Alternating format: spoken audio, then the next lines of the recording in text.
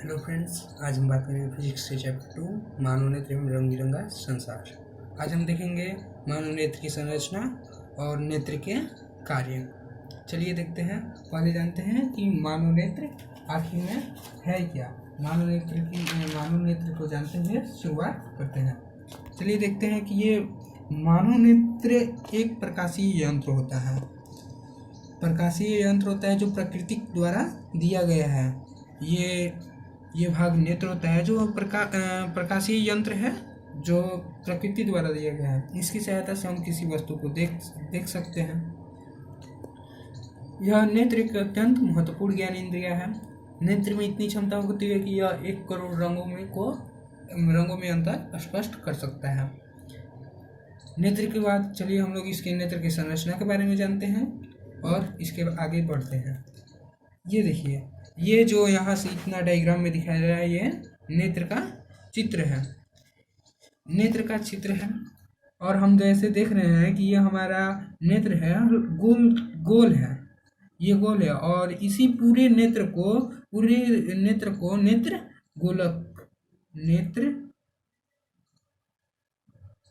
गोलक कहते हैं।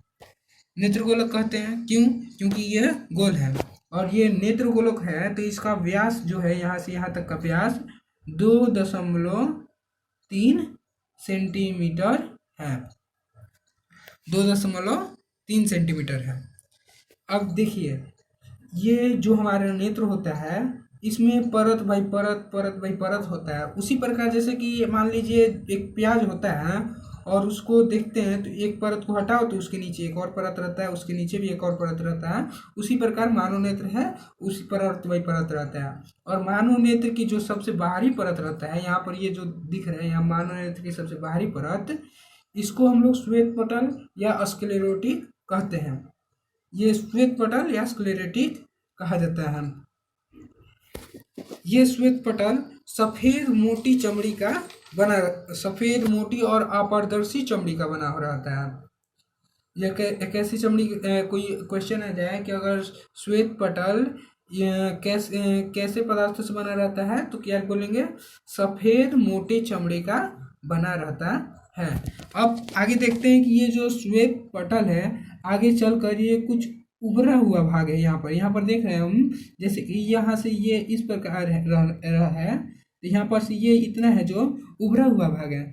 तो ये उस उभरे हुए भाग को हम लोग स्वच्छमंडल, ये देखिए स्वच्छमंडल या कॉर्निया कहते हैं। स्वच्छमंडल या कॉर्निया कहते हैं। ये स्वच्छमंडल होता है जो एक सफेद पारदर्शी झिल्ली का बना रहता है। सफेद पारदर्शी झिल्ली से ये ढका रहता है। हम लोग देखते हैं कि ये जो हम लोग का रहता है ना, ये भाग, ये यहाँ पर ये जो हम लोग आगे दिखाई दे रहा है, यही हमारा कॉर्निया है जो पारदर्शी झिल्ली से ढका रहता है। ठीक ये उसमें एक पारदर्शी झिल्ली पाई जाती है। जिस प्रकार से हम लोग देखते हैं कि प्याज के छिलके में कभी कभी पतली झिल्ली मिलती है जिसको हम प्रयोग के लिए में काम लाते हैं, उसी प्रकार इसमें पतली झिल्ली पाई जाती है। और उसी झिल्ली से होते हुए प्रकाश जो होता है हमारे नेत्र के अंदर प्रवेश करता है। और कहीं कहीं क्वेश्चन में आ जाए कि सबसे पहले प्रकाश हमारे नेत्र के किस अंग पर आता है, तो वो हमारा स्वच्छमंडल यानी कॉर्निया पर पड़ता है। और इसी के कारण इसको प्रकाश का प्रवेश द्वार भी कहते हैं। और ये ध्यान देने वाली बात है कि अगर हमारी कॉर्निया अगर खराब हो जाए, अगर इससे प्रकाश प्रवेश ना कर पाए तो हम लोग किसी वस्तु को देख नहीं सकते हैं। और हम लोग जब भी कभी नेत्र का दान होता है तो उसमें हम लोग ये संपूर्ण नेत्र दान नहीं करते हैं, उसमें सिर्फ हम ये अपना इतना हिस्सा कॉर्निया को ही दान करते हैं। इस कॉर्निया को ही दान किया जाता है। और भी आने वाली और इसमें जो कॉर्निया का काम है, ये बाहर से आने वाली प्रकाश की किरणों का जो हेतु है, यह बाहरी सतह से इसका कुछ भाग को अपवर्तित कर दिया जाता है। और यहाँ पर अब देखिए, यहाँ पर जब हम लोग आगे देख रहे हैं तो यहाँ पर ये कुछ गहरा भूरा रंग का है, भूरे रंग का है, काले रंग का रहता है, वो हमारा कोरियोड कोरियोड कहलाता है। यहाँ पर कोरियोड रहता है, और कोरियोड यह काले रंग का रहता है जो आंतरिक परावर्तन को रोकता है। कैसे रोकता है यह? तो यहाँ पर हम लोग देखते हैं जब भी, तो यहाँ पर कोरियोड के पास काले रंग का होता है, और कोई भी काले रंग का वस्तु रहता है वो प्रकाश अगर यहाँ से आता है, अगर आता है तो उसका कुछ भाग को अवशोषित कर लेता है और कुछ भाग को परावर्तित कर देता है। इसमें अवशोषण की मात्रा ज़्यादा रहती है, इस कारण से यह आंतरिक परिवर्तन को रोकता है। ये कोरियोड आगे चलकर यहाँ पर दो भागों में विभाजित होता है। यहाँ पर देखिए, यहाँ पर एक परितारिका के रूप में बन रहा है, यहाँ पर एक एक इसका यहाँ पर विभाजित होता है, और एक यहाँ विभाजित हो रहा है ये। और ये दोनों का नाम है, पहले का नाम है परितारिका, यहाँ पर लिखा हुआ है परितारिका। ये कोरियोड का जो दो भाग में विभाजित है, पहला परितारिका है और दूसरा पश्चमाभी पेशिया या सिलियरी मांसपेशिया के नाम से जानते हैं। चलिए जानते हैं कि अब परितारिका क्या है।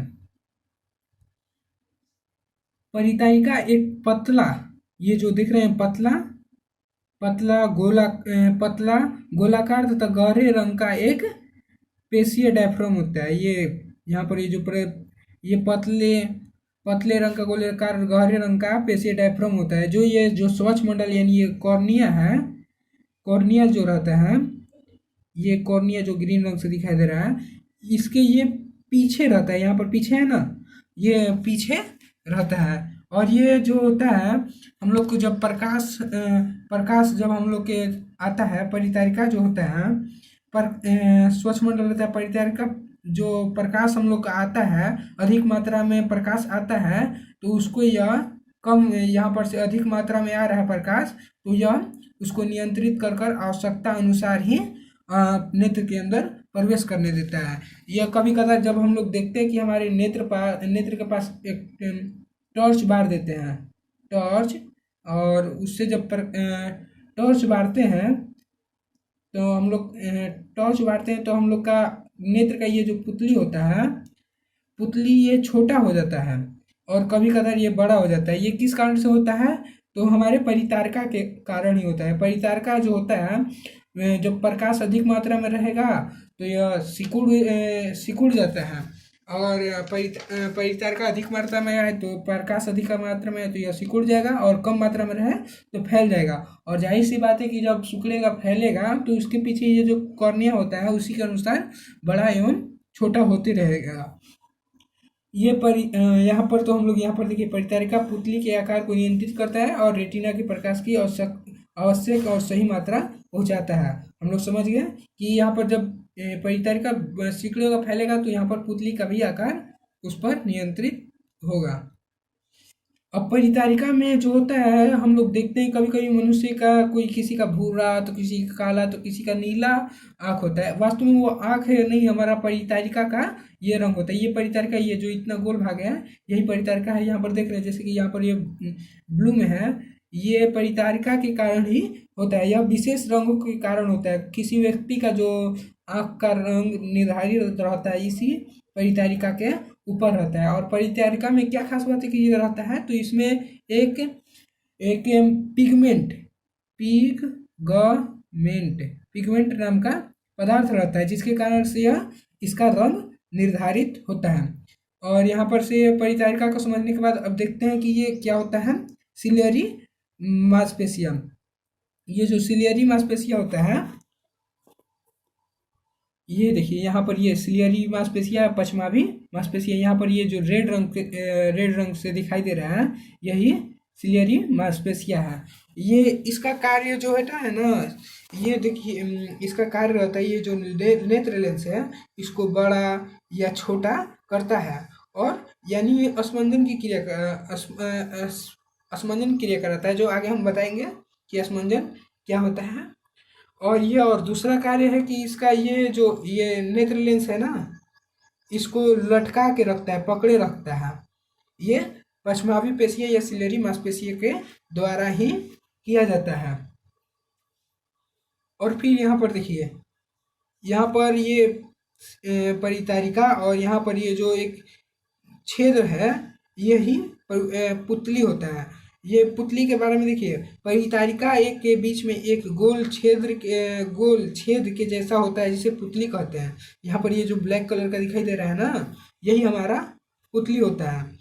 पुतली आंखों में प्रवेश करने वाले प्रकाश की किरणों को नियंत्रित करता है ताकि प्रकाश की सही मात्रा रेटिना तक पहुंच सके। यानी कि जो हम प्रकाश को होता है ना, निर्धारित सही मात्रा में हम लोग को ये पुतली से ही जाता है। अब यहाँ पर देख रहे हैं कि परितारिका और पुतली दोनों का कार्य एक जैसा है, लेकिन नहीं। यहाँ पर ध्यान देने वाली बात है कि यहाँ परितारिका से बस प्रकाश को नियंत्रित किया जाता है, लेकिन जो प्रकाश प्रवेश करता है पुतली के माध्यम से ही प्रवेश करता है, ये नहीं कि परितारिका के माध्यम से। और जो मनुष्य की पुतली होती है गोलाकार होती है। यहाँ पर देख लीजिए, ये गोलाकार है ना, उसी प्रकार मनुष्य की पुतली गोलाकार रहती है। और ये पुतली का रंग काला रहता है हम लोग का, और इसी कारण हम प्रकाश अंदर प्रवेश करता है। तो यहाँ पर अब देखते हैं कि ये नेत्र लेंस जो बार बार आ रहा है, ये नेत्र लेंस है क्या? यह पुतली के पुतली है यहाँ पर, छोटा सा ना पुतली है यहाँ पर, इसके ठीक पीछे नेत्र लेंस रहता है। पुतली के यहाँ पर ठीक पीछे ये जो है ना, ये नेत्र लेंस है। नेत्र लेंस को हम लोग इस प्रकार बोल सकते हैं कि पुतली के ठीक पीछे स्थित द्वि उत्तल लेंस को नेत्र लेंस कहते हैं। यह कैसे जेलेटिन तथा रेशेदार अवलेह पारदर्शक तथा मुलायम पदार्थों से बना रहता है। ऐसा क्यों बना रहता है? इसके कारण क्योंकि जो हम लोग का सिलेरी मांसपेशियां है, नेत्र लेंस को कभी बड़ा करती है तो कभी छोटा करती है। तो ये हमारे सामान्य लेंस रहता है, अगर कांच का रहता है तो उससे नहीं होता, इसलिए ये मुलायम, जेलेटिन, रेशेदार अवलेह जैसे पदार्थों से बना रहता है। जो नेत्र लेंस रहता है जो हमारे यहाँ से आती है, उसको यह वास्तविक तथा उल्टा प्रतिबिंब हमारे रेटिना पर बनाता है। इसका कार्य, नेत्र लेंस का कार्य हम लोग का जो पर कोई भी वस्तु का प्रतिबिंब होता है, हम लोग का यहाँ पर वास्तविक तथा उल्टा बनाता है। और ये कहाँ बनाता है? तो रेटिना पर। तो अब रेटिना कहाँ है? रेटिना के बारे में हम लोग समझ लें। ये जो हम लोग का ये भाग दिखाई दे रहा है, इसको ही रेटिना कहते हैं। ये रेटिना है, यहाँ पर देखिए, ये जो है इसको रेटिना या दृष्टिपटल कहते हैं। यानी कि आंखों के अंदर जो सबसे पिछला भाग होता है, आंखों के अंदर के सबसे पिछले भाग को नेत्र दृष्टिपटल कहते हैं। यहाँ पर देखिए, आंखों के सबसे पिछले भाग को दृष्टिपटल कहते हैं। यह स्पष्ट श्राव तंत्रिकाओं की एक फिल्म होती है। ये श्राव वस्तु के रंग रूप आकार को भी निर्धारित करती है। यहाँ पर जैसे कि हम लोग का नेत्र लेंस से अगर कोई किसी वस्तु का यहाँ पर प्रतिबिंब कहाँ पर बनता है, तो रेटिना पर बनता है, और वास्तविक तथा उल्टा। और यहाँ से ये हमारे उल्टा बनता है, तो ये हमारे मस्तिष्क में संवेदना करता है, जिससे हम लोग का मस्तिष्क इसको सीधा कर देखता है। कभी कभार क्वेश्चन आ जाता है कि मानव नेत्र में प्रतिबिंब कैसा बनता है, तो याद रखिएगा, उल्टा तथा वास्तविक बनता है, और हमारा मस्तिष्क उसको सीधा करके देखता है। अब बात कर लेते हैं कि हमारे पूरे नेत्र में जो होता है कैसे किसी वस्तु का प्रतिबिंब बनता है। तो जब कोई प्रकाश की किरणें, यहाँ से जैसे प्रकाश की कोई किरणें आ रही है, पहले कॉर्निया, फिर इसके बाद नेत्रोद। यहाँ पर नेत्रोद रहता है, नेत्रोद को मैं आगे बता रहा हूँ, भूल गया थोड़ा। नेत्रोद तथा लेंस से अपवर्तन के बाद रेटिना पर यहाँ पर वास्तविक तथा उल्टा बनता है, और इसके बाद रेटिना पर वास्तविक उल्टा बनता है। तो रेटिना से बने वास्तविक उल्टे प्रतिबिंब को हमारा जो मस्तिष्क रहता है, इसको सीधा कर देखता है। और यहाँ पर कुछ पॉइंट छूट गया, मैं आगे बता दे रहा हूँ। देखिए, यहाँ पर जैसे कि हम लोग का यहाँ पर कॉर्निया तथा नेत्र लेंस, यहाँ पर जो होता है ना, इसके बीच में एक नमकीन द्रव रहता है, जिसको हम लोग नेत्रोद कहते हैं। और ये नेत्रोद, जैसे कि हम लोग को हाइपोटेंशन होता है, उसमें आंसू जब निकलता है पानी, तो यही नेत्रोद ही रहता है। और ये जो नेत्रोद का द्रव है, तो इसका अपवर्तनांक भी, प्रकाश का अपवर्तन करता होगा, तो इसका अपवर्तनांक रहता है 1.336। यानी नेत्रोत का अपवर्तनांक कितना रहता है पूछेगा कोई तो 1.336। और यहाँ पर नेत्र लेंस तथा रेटिना के बीच में भी एक द्रव रहता है, ये जो 2 नंबर से दिखाई दे रहा है यहाँ पर भी ये द्रव रहता है। तो यहाँ पर इसको कचाव द्रव कहते हैं, कचाव द्रव। और इसका भी अपवर्तनांक 1.336 ही होता है यहाँ पर कचाव द्रव। और फिर उसके बाद यहाँ पर एक छोटा सा यहाँ रेटिना होता है ना, यहाँ पर देखिए यहाँ पर एक छोटा सा बिंदु होता है जहाँ पर से प्रकाश की कोई जो वस्तु रहता है इसका प्रतिबिंब साफ साफ बनता है और हम लोग इसको देखते हैं, तो इसको क्या बोलते हैं, पीत बिंदु, पीत बिंदु। और यहाँ पर जो दिक् तंत्रिका लिख रहा है यहाँ पर एक और बिंदु रहता है जहाँ पर प्रकाश नहीं आता है, तो इसको अंध बिंदु कहते हैं। इस प्रकार से आपको मुझे आशा है कि आप लोग को यहाँ पर नेत्र की संरचना आप लोग को अच्छी तरह समझ में आ गई होगी। चलिए अपना आगे नेक्स्ट टॉपिक देखते हैं। हमारा नेक्स्ट टॉपिक है असमंजन क्षमता। असमंजन क्षमता, असमंजन क्षमता क्या है, तो जैसे कि कभी कोई वस्तु हमारा ये जो नेत्र है इस कोई वस्तु हमारे नज़दीक रहता है, कोई पास दूर रहता है, और लेंस तो हमारा यहाँ पर रहता है, तो इसका जो है कैसे कभी कभार यहाँ पर इसका पास का है तो इसका भी प्रतिबिंब हमारे रेटिना इतना ही पर बनेगा और दूर से आ रही वस्तु का भी प्रतिबिंब हमारे रेटिना पर ही बनेगा। तो ये तभी होता है जब हमारे तभी हो सकता है ना जब इसकी हमारे लेंस का फोकस दूरी कभी बढ़े कभी घटे, तो वही तो नेत्र में अब लेंस की वह क्षमता जिसके कारण हमें अपनी फोकस दूरी रहता है जो उसको घटा सकते हैं बढ़ा सकते हैं, उसी को असमंजन क्षमता कहते हैं। दूसरे शब्दों की बात करें तो अभिनेत्र लेंस की वक्रता का खास दूरी पर वस्तु के देखने के लिए घटना या बढ़ना घटना या बढ़ाना या घटाना असमंजन क्षमता कहलाती है। जैसे कि अब देखिए यहाँ पर हम लोग की सिलियरी मांसपेशियाँ रहती है, जो इस प्रकार से सिलियरी मांसपेशियाँ हम लोग के लेंस को टांगे रखती हैं, लटका कर रखती है। ये कभी लेंस को बड़ा कर देती है तो कभी छोटा कर देती है, और हम लोग जानते हैं छोटा मोटा कर देगी तो इसका जो रहता है छोटा और मोटा हो जाएगा, तो इसका जो फोकस दूरी यहाँ पर कम हो जाएगा, जिससे हम लोग के ये रेटिना बन जाएगा। और कभी कभार ये जब दूर वस्तु रहता है तो इसकी फोकस दूरी बढ़ा देती है, जिससे हम लोग का जो रेटिना पर सीधा सा बन जाता है, फोकस दूरी बढ़ती घटती है, और इसी असमंजन क्षमता के चलते हम लोग को दूर की पास की वस्तु दिखाई देती है। आगे देखते हैं हम लोग का टॉपिक क्या है, तो अस्पष्ट दर्शन की अल्पत दूरी, यानी कि हम लोग एक लेंस की फोकस दूरी होती है और उसी के अंदर की हम लोग किसी वस्तु को देख सकते हैं। अगर हम लोग का यहाँ पर हम लोग जैसे कि जान रहे उत्तल लेंस है, अगर कोई फोकस दूरी से अगर कम पर आ जाए तो हम लोग का जो होता है वह प्रतिबिंब बाहर वस्तु के पीछे बन जाता है उसका प्रतिबिंब, और काल्पनिक बनता है, जिस वजह से हम लोग के रेटिना पर नहीं बनेगा तो स्पष्ट नहीं दिखाई देगा। तो वह फोकस न्यूनतम फोकस दूरी क्या है, तो क्या होता है, तो जैसे कि हम लोग पहले जान ले रहे हैं कि स्पष्ट दर्शन की अल्पत दूरी या नेत्र का निकटतम बिंदु क्या होता है, तो वह बिंदु जिस पर किसी वह न्यूनतम दूरी जिस पर रखी कोई वस्तु बिना तनाव के अत्यधिक स्पष्ट देखी जा सकती है उसे स्पष्ट दर्शन का न्यूनतम दूरी कह सकते हैं। यानी कि हम लोग फोकस दूरी तक हम लोग स्पष्ट न्यूनतम दूरी कहते हैं, और एक मानव नेत्र का स्पष्ट न्यूनतम दूरी 25 सेंटीमीटर होता है।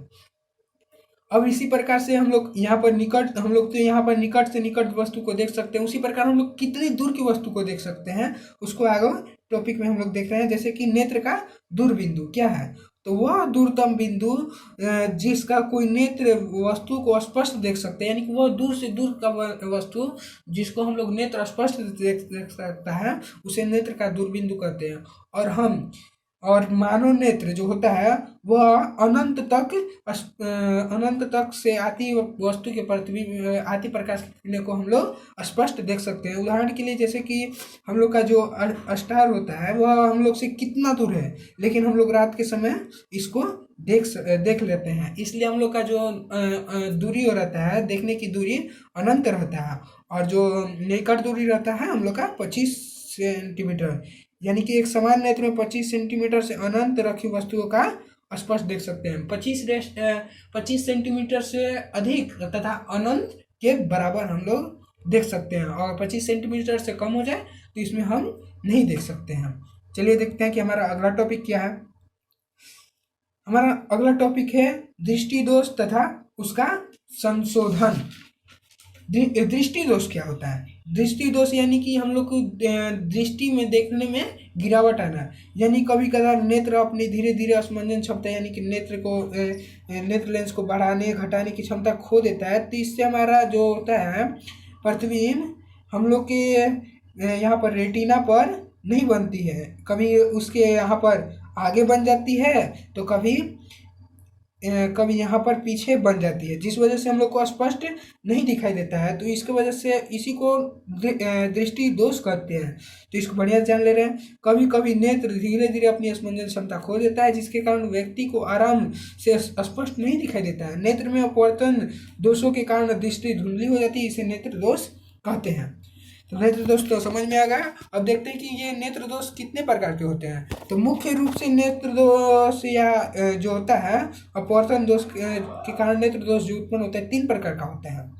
पहला निकट दृष्टि दोष, दूसरा दीर्घ दृष्टि दोष तथा तीसरा जरा दृष्टि दोष। इसके अलावा भी दृष्टि दोष होते हैं, लेकिन इस चैप्टर में हम लोग का उनको नहीं पढ़ना है। तो चलिए पहले हम लोग इन लोग को निकट दृष्टि दोष को, दीर्घ दृष्टि और तीनों को विस्तार से पढ़ते हैं। आइए देखते हैं आगे में निकट दृष्टि दोष क्या होता है। निकट दृष्टि दोष ये सब जो दृष्टि दोष होता है अपने नाम के उल्टा काम करता है। जैसे कि निकट दृष्टि दोष है ना, तो इसमें निकट की वस्तुओं को देख सकता है, लेकिन जो दूर से आ रही है उस पर दूर की आती हुई वस्तुओं को यह नहीं देख पाता है।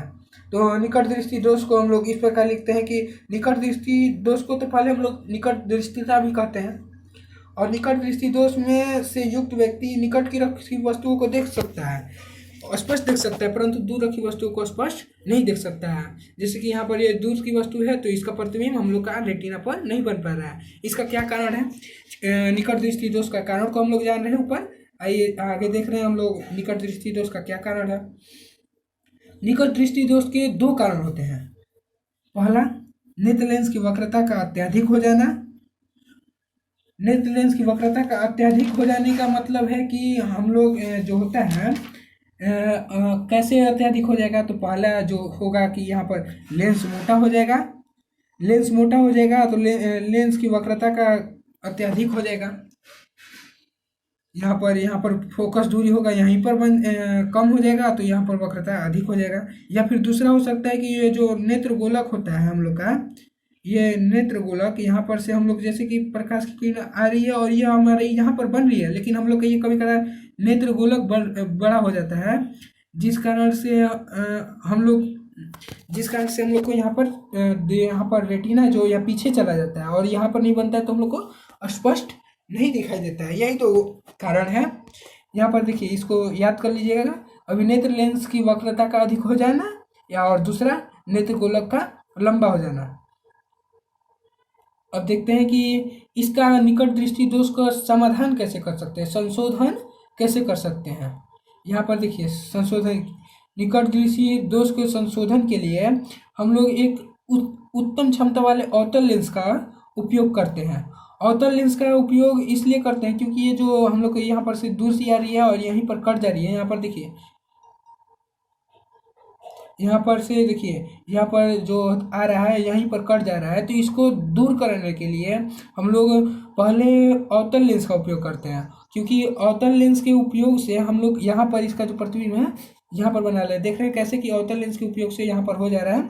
देखिए यहाँ पर हम लोग जो बिना अवतल लेंस कर रहे हैं, जिसको निकट दृष्टि दोष है, उसका यहाँ पर प्रतिबिंब बन जा रहा है, यहाँ पर बन जा रहा है, तो इससे हम लोग का रेटिना पर नहीं बन रहा है, तो इससे हम लोग को दिक्कत हो रहा है। अब यहाँ पर इसके मार्ग में अगर हम लोग अवतल लेंस को अगर लगा दे रहे हैं, तो इससे हम लोग का जो होता है निकट दृष्टि, यहाँ पर जो होता है ये प्रकाश का अपसारित कर देता है। तो यहाँ पर इसका जो फोकस एथू होता है किरण, ये फोकसित हो जाता है और इससे इसका एथू हो जाता है और यहाँ पर आकर अपने लेंस पर बन जाता है। तो इसलिए यहाँ पर अवतल लेंस का उपयोग करते हैं। अगर यहाँ पर अवतल लेंस की जगह अगर हम उत्तल लेंस का उपयोग करते हैं, यहाँ पर अगर उत्तल लेंस का उपयोग करते हैं तो यह और भी फोकसित हो जाता है और इसके पास ही बन जाता है। इस वजह से हम लोग अवतल लेंस का उपयोग करते हैं। अगला टॉपिक देखते हैं हम लोग का दूरदृष्टि दोष। दीर्घ दृष्टि दोष या दूरदृष्टिता। दीर्घ दृष्टि भी इसमें हम भी उल्टा ही रहता है। जैसे इसमें दूर की वस्तु हम लोग को देख सकते हैं, लेकिन निकट रखी वस्तु रहता है उसको हम लोग नहीं देख सकते हैं। तो दीर्घ दृष्टि दोष को दूरदृष्टा भी कहा जाता है। पहला बात याद रख लीजिएगा कि दीर्घ दृष्टि दोष को दूरदृष्टा भी कहा जाता है। और दीर्घ दृष्टि दोष या दूरदृष्टा से पीड़ित व्यक्ति दूर रखे वस्तुओं को स्पष्ट देख पाता है, परंतु निकट रखी वस्तुओं को नहीं देख पाता है। इस तरह से इस दोष से पीड़ित व्यक्ति नजदीक रखी वस्तुओं को धुंधला दिखता है। यहाँ पर यह नाम के उल्टा काम रह रहा है। आप याद रखिएगा, निकट दृष्टि दोष रहेगा तो उसमें हम दूर की वस्तु नहीं देख पाएंगे, और दूर दृष्टि दोष है तो उसमें निकट की वस्तु नहीं देख पाएंगे। यह हम ऐसे याद रखिएगा कि यह अपने उल्टा काम करता है। अब देखते हैं कि ये जिस पर दीर्घ दृष्टि दोष का क्या कारण है, इसको कारण को देखते हैं।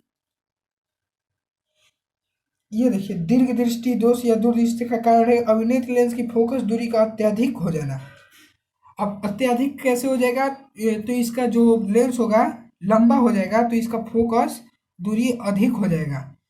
अधिक हो जाएगा कैसे, देखिए यहाँ पर अगर देखिए यहाँ पर इसका नेत्र लेंस अधिक लंबा हो जा रहा है तो ये रेटिना के बाहर फोकस कर रहा है। यहाँ पर रेटिना के बाहर कर रहा है तो इसका रेटिना पर नहीं बन रहा है, तो इस वजह से हम लोग को स्पष्ट नहीं दिखाई दे रहा है।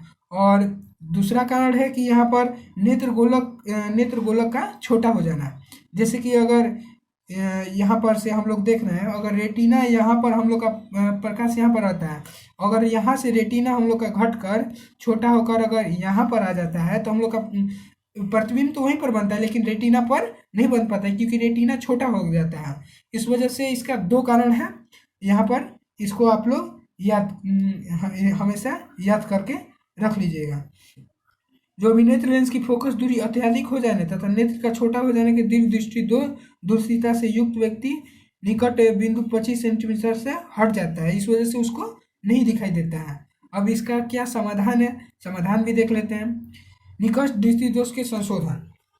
अब इसको यहाँ पर जो जिसको दीर्घ दृष्टि दोष है उसका संशोधन कैसे करेंगे, यहाँ पर तो इसका संशोधन करने के लिए हम लोग को ऐसे लेंस की आवश्यकता चाहिए जिससे इसकी फोकस दूरी कम हो जाए। तो फोकस दूरी किस में कम होगी, तो उत्तल लेंस में, क्योंकि ये अपसारित कर फोकस दूरी कम कर देता है। तो यहाँ पर हम लोग इस दोष को उपयुक्त क्षमता वाले अभिसारी अर्थात उत्तल लेंस का उपयोग करते हैं, क्योंकि नजदीक रखी वस्तु का आपतित किरण अपसारित कर यह प्रतिबिंब सही जगह पर बनाता है। इससे इस दोष से पीड़ित व्यक्ति को उस वस्तु को देखने में स्पष्ट हो जाता है। देखिए यहाँ पर से ऐसे आ रहा है, यहाँ पर अगर हम उत्तल लेंस का उपयोग कर रहे हैं तो ये प्रकाश को पहले ही अपसारित कर दे रही है, जिससे यहाँ पर जा रही है और फिर यहाँ पर अपसारित होकर अपने सही जगह पर बन जा रही है। तो इस प्रकार से हम लोग यहाँ पर दीर्घ दृष्टि दोष के भी समाधान देख लिए। आशा करता हूँ कि ये भी आपको समझ में आया होगा। और अपना अगला टॉपिक जरा दूरदृष्टिता के देख लेते हैं।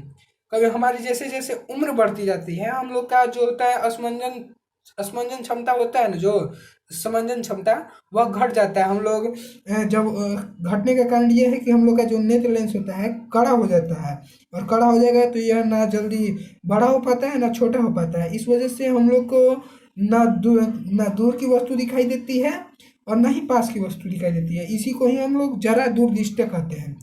इसका कारण क्या रहता है कि जैसे पचमावी पेशियाँ जो होती है हम लोग को सिलियरी मांसपेशियाँ धीरे धीरे दुर्बल, जैसे जैसे उम्र अधिक होगा तो कमजोर होती जाएगी, और कमजोर होने के कारण यह आंशिक व्यक्ति से निकट दूर हटता चला जाएगा। नेत्र लेंस कभी बड़ा छोटा जल्दी नहीं होगा। तो इसमें हम लोग के पास की दूर की वस्तु को सही उसका प्रतिबिंब रेटिना में बनाने में असमर्थ रहेंगे, तो इसलिए इसमें होगा। तो इसमें निकट दृष्टि दोष और दूर दृष्टि दोष दोनों ही हो जाता है। तो इसके समाधान के लिए हम लोग द्विफोकल लेंस का इसमें बाइफोकल लेंस का उपयोग करते हैं। बाइफोकल लेंस का उपयोग करते हैं। क्यों? क्योंकि इस बाइफोकल लेंस में जो होता है ना, ये जो होता है इसमें ऊपर में अवतल अवतल दर्पण रहता है, अवतल लेंस रहता है, और नीचे उत्तल लेंस। ये जो बाइफोकल लेंस रहता है इसमें अवतल और उत्तल दोनों लेंसों को मिलाकर बनाया जाता है। इस कारण से हम लोग अवतल लेंस की वजह से हम लोग दूर रखी वस्तु को देख सकते हैं, और उत्तल लेंस की वजह से निकट रखी वस्तु को स्पष्ट देख सकते हैं। अब जानते हैं कि हमारा एग्जाम में आता है क्वेश्चन कि डिफोक्सी लेंस क्या है।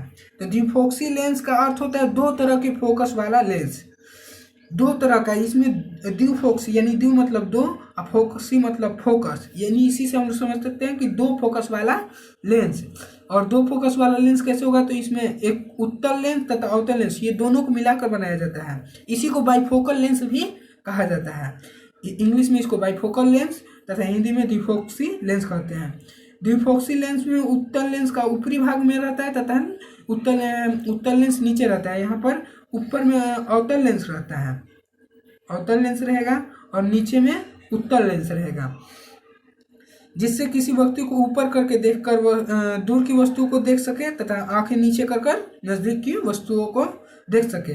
तो आप लोग को द्विफोक्सी लेंस समझ में आ गया होगा। और आजकल ये द्विफोक्सी लेंस और चश्मे का उपयोग न कर हम लोग लेंस या संस्पर्श लेंस करते हैं, जिसको सीधे हमारी आंखों में बैठा दिया जाता है। तो उसको हम लोग जान ले रहे हैं संस्पर्श लेंस क्या होता है। ये संस्पर्श लेंस लेंसों में लगाए जाने वाले लेंसों की तुलना में यह बहुत छोटा रहता है, लेकिन लेंसों के जैसे चश्मे में जैसे लेंस लगाए जाते उसी की तरह रहता है, परंतु उससे यह छोटा रहता है। यह रेशेदार जेलीवित पदार्थ से बना रहता है, इसके कारण यह मुलायम रहता है, मुलायम पदार्थ से रहता है। संस्पर्श को सीधा आंखों में बैठा दिया जाता है, जैसे कि हम लोग देख रहे हैं यहाँ पर हम लोग का ये जो यहाँ पर सीधे लेंस इसी आंखों में बैठा दिया जाता है, इसमें चश्मे का उपयोग नहीं किया जा सकता है। यह हम लोग का आधुनिक तरह का विकसित लेंस है। आशा करता हूँ कि आपको ये नेत्र के बारे में आपको समझ में आया होगा। और आगे हम लोग इसके आगे के वीडियो पार्ट 2 में इसके और भी इसके बारे में रंग बिरंगा संसार हमारे नेत्र के बारे में जानेंगे। तब तक के लिए धन्यवाद, और हमारे चैनल को सब्सक्राइब और लाइक जरूर कीजिएगा। जी धन्यवाद।